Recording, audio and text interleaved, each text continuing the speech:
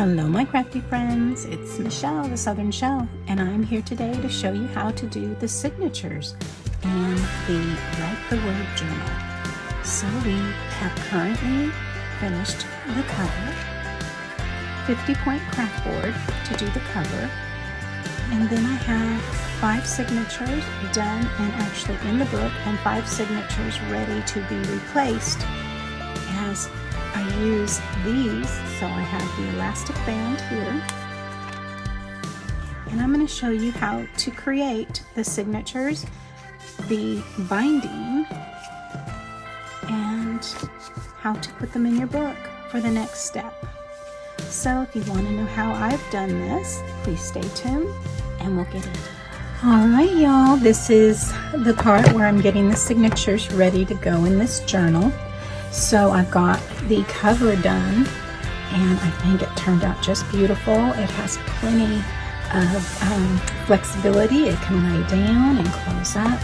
It's beautiful all the way around, and it'll be decorated as well. But I want to be able to make these signatures where I can actually remove them, so that if I need to replace them, I can. It's all going to depend on how well the 5 signatures fit in the book. I might have needed to make the spine a little larger, but let's see what we can do. So the first thing I did was I did a print, and I trimmed all the edges on the journal pages, and I did a back side and a front side. So on the inside I will have my scripture, my writing, and how I can apply this to my life. I can put a little pocket here for other journaling cards, whatever I want to do. So all I'm going to do at this point is move the rest of these out of the way, and I'm going to get these scored and folded and ready to go ahead into the journal. It's really not going to matter how you put it together. I'm going to look at it before I stitch them, but these are right at 10.5, so 5 1/4 is what I'm going to score that at.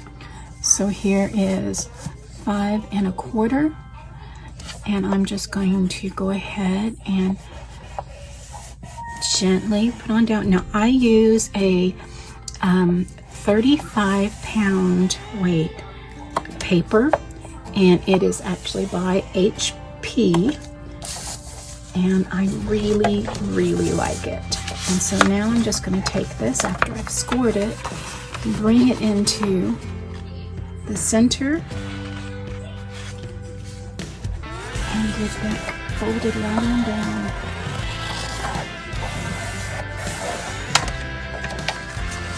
So now I have my first piece.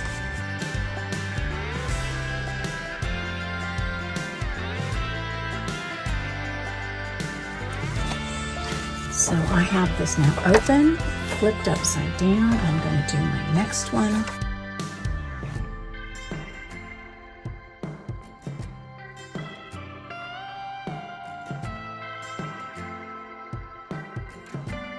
So there is one of the signatures.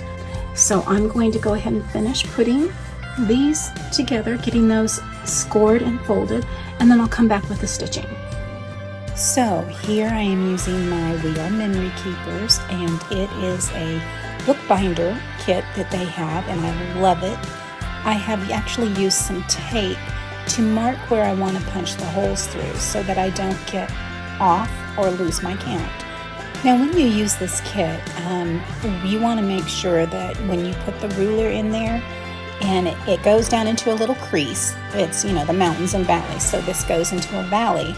But I have placed my ruler on upside down, which would have offset my holes, and I wouldn't have lined up very well when I put my signatures together. So just watch what you're doing there and be careful.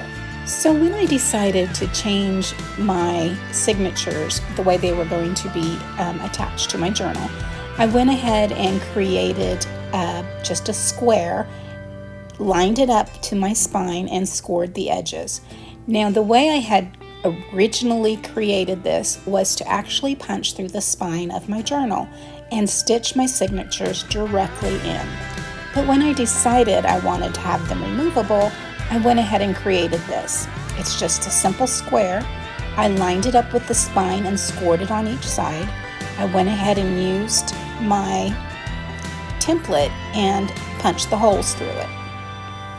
Now I'm using a 22 millimeter elastic band to actually stitch in and create a binding for my signatures to slide into.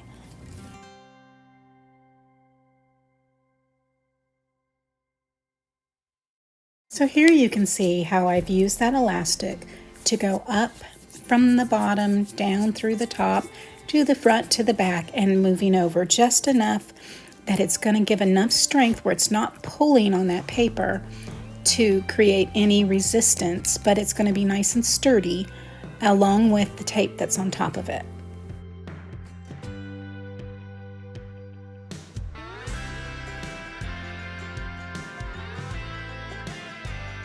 So once you're done, I'm going to go ahead and pull it through and I'm going to secure it with a square knot.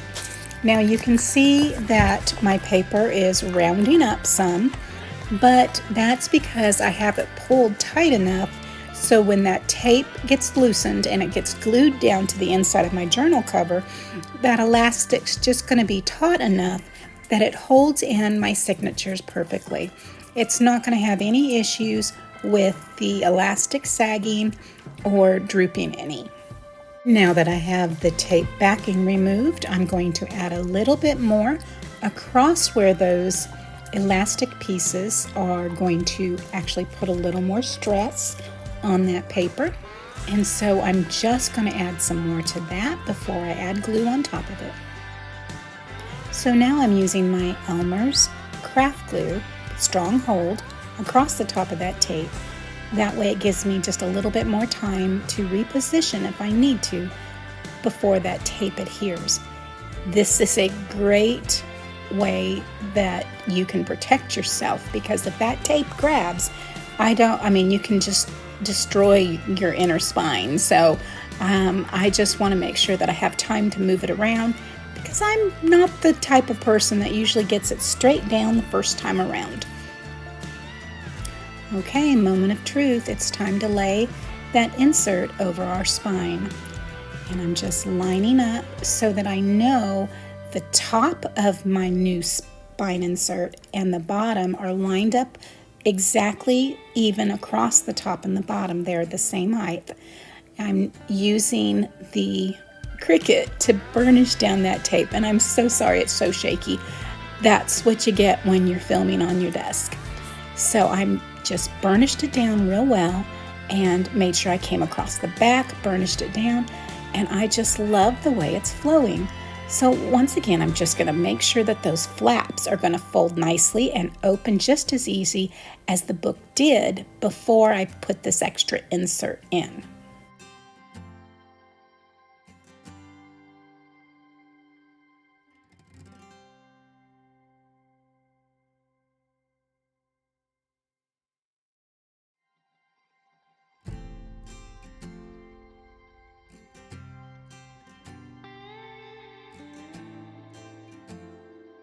In my personal bookbinding supplies, I have wax thread in different colors. I am using this white colored one because of the signatures and their light color.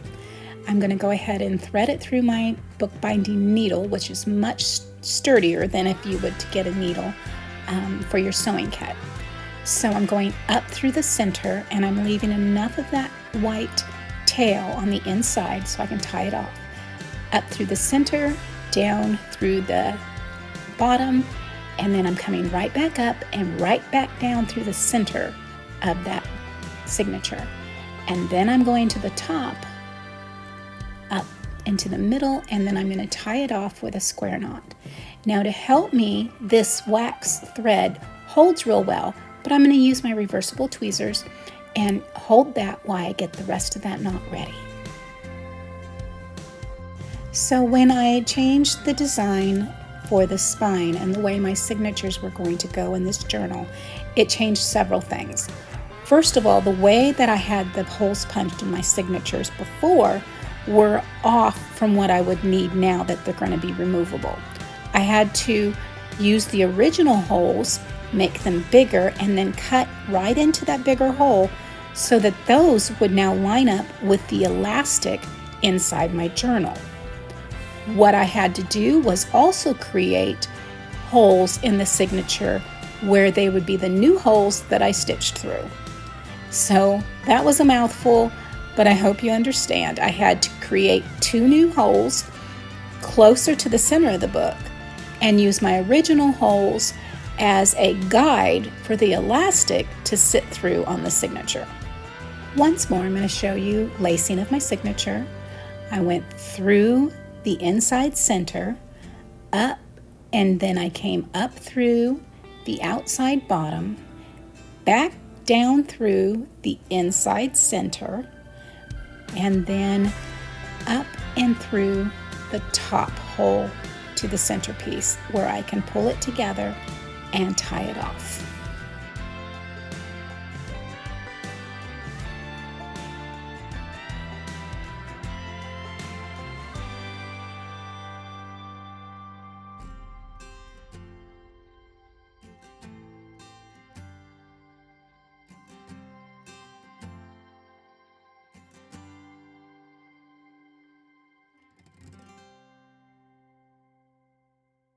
Once again, I'm going through those original holes and making them a little bit bigger, and I'm going to use my Cutter Bee scissors, and I'm going to cut down to those original holes so that they will be now the guide for the signature to slide into my journal.